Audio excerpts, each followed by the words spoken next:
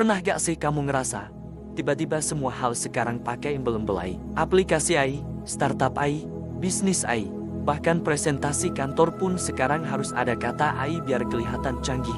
Tapi tunggu dulu, pertanyaan pentingnya bukan AI itu keren atau enggak. Pertanyaan yang jauh lebih penting adalah, apakah kita lagi menyaksikan revolusi teknologi, atau cuma pengulangan sejarah bubble yang sama, dengan nama berbeda? Karena kalau kita tarik garis ke belakang, dunia ini pernah berkali-kali terjebak dalam euforia yang kelihatannya sempurna. .com bubble, crypto bubble, NFT bubble, dan sekarang, banyak analis mulai berani bilang satu kata yang bikin merinding, AI bubble. Tapi apa benar AI cuma gelembung? Atau justru kita yang salah paham? Disinilah ceritanya jadi menarik. Mari kita mulai dari satu fakta yang sering dilewatkan. Menurut berbagai laporan industri teknologi, investasi ke sektor AI melonjak gila-gilaan dalam waktu sangat singkat. Perusahaan teknologi besar menggelontorkan miliaran dolar. Startup AI bermunculan hampir setiap minggu, dan valuasi perusahaan bisa naik drastis. Bahkan ketika produk mereka belum benar-benar matang. Kalau ini terdengar familiar, itu karena pola ini mirip banget dengan .com era akhir 90-an. Waktu itu, selama ada kata internet di proposal bisnis, investor langsung antri, profit belakangan. Model bisnis bisa dipikir nanti, yang penting ikut dulu sebelum ketinggalan. Sekarang, ganti kata internet dengan AI, polanya nyaris sama, dan disinilah tanda-tanda bubble mulai kelihatan. Banyak perusahaan mengklaim pakai AI, padahal cuma automation biasa, atau sekadar pakai API pihak ketiga, tapi dipresentasikan seolah-olah itu teknologi revolusioner milik sendiri. Lebih menarik lagi, menurut analisis pasar, sebagian besar nilai ekonomi AI saat ini masih terkonsentrasi di segelintir perusahaan raksasa. Artinya, mayoritas startup AI belum benar-benar menghasilkan revenue signifikan, tapi valuasinya sudah melambung tinggi. Nah, di titik ini, kita harus berhenti dan bertanya, uang yang masuk ke AI ini didorong oleh nilai nyata, atau cuma ketakutan investor akan satu hal klasik, takut ketinggalan momen.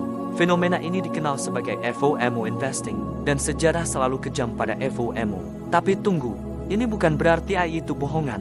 Justru sebaliknya, AI adalah teknologi yang nyata, powerful, dan sudah terbukti. Masalahnya bukan di teknologinya, masalahnya ada di ekspektasi yang kelewat tinggi. Banyak orang hari ini mengira AI akan langsung menggantikan semua pekerjaan, menghasilkan uang otomatis, dan bikin bisnis jalan sendiri tanpa manusia. Padahal realitanya jauh lebih kompleks. AI butuh data, AI butuh infrastruktur mahal, AI butuh integrasi yang rumit, dan yang paling penting, AI tetap butuh manusia yang paham cara menggunakannya. Disinilah potensi bubble muncul, ketika ekspektasi naik jauh lebih cepat dibandingkan kemampuan teknologi itu sendiri.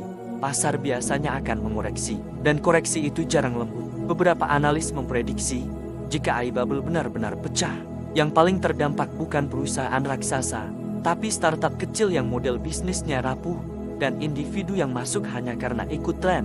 Namun, di balik semua risiko ini, ada satu fakta penting yang sering diabaikan media. Bubble tidak selalu berarti kehancuran total. .com bubble pecah, tapi dari reruntuhannya lahir Google, Amazon, dan Facebook. Artinya, bubble seringkali menyaring mana yang benar-benar bernilai, dan mana yang cuma numpang hype. Jadi pertanyaannya sekarang bukan, apakah AI bubble akan pecah? Tapi, kalau itu terjadi, kamu ada di posisi yang mana? Apakah kamu cuma penonton yang ikut hype? Atau orang yang paham fondasi teknologinya? Melihat AI sebagai alat, bukan mesin uang instan.